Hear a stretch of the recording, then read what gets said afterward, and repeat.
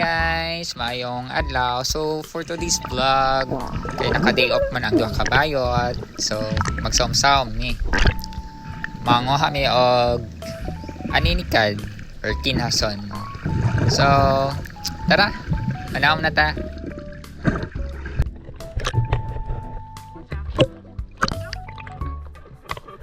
Murag swerte jud biro nga adlaw kay daghan kaayo aninikad. Pagsaom pa lang namo daan. Ay tag-unom, tag-lima, tag-utlo, ana guys, naghana kaayo nga kuan aninikad. So kadali lang mi nagsawom kay kuan na daghan mi kuha. Yasaw na yung daghan, di ba? So mo to.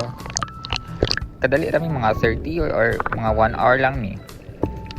Kay napasan sad mi ni tag-iya sa kuan amon ini si Sir Fred kay mag pickleball na daw sila garaang manang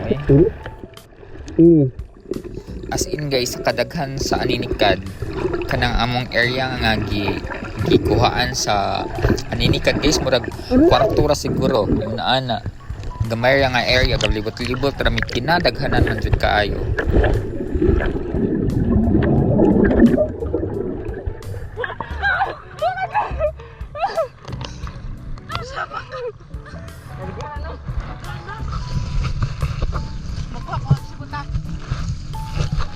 So, wala man may sudlanan guys, so nagkuha si Manang og sibot.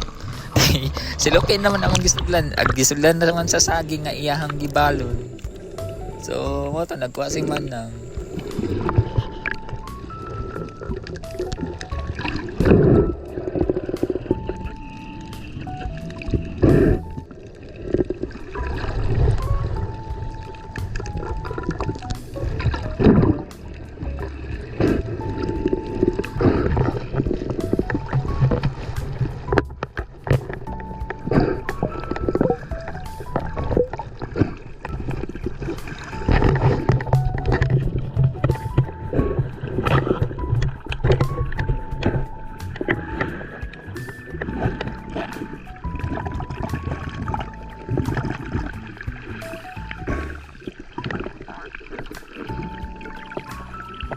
So after pila ka minutes guys, nanguli nami kay kuan na.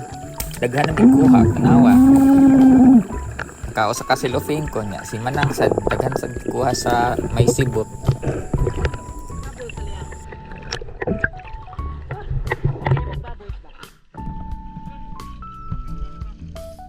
Minang arputi alaga unang.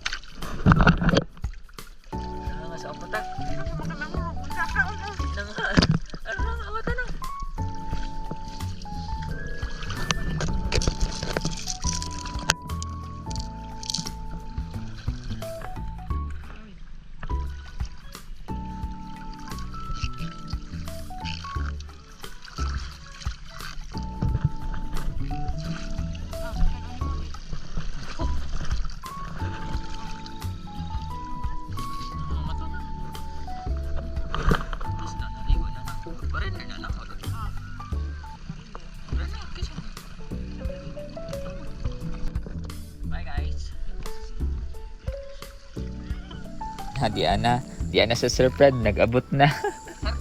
Nabtan si Manang kunong wa nang wa og kuan dapag imbes dapag kuhaon kinason kuno. Kaya nga umaho na kami.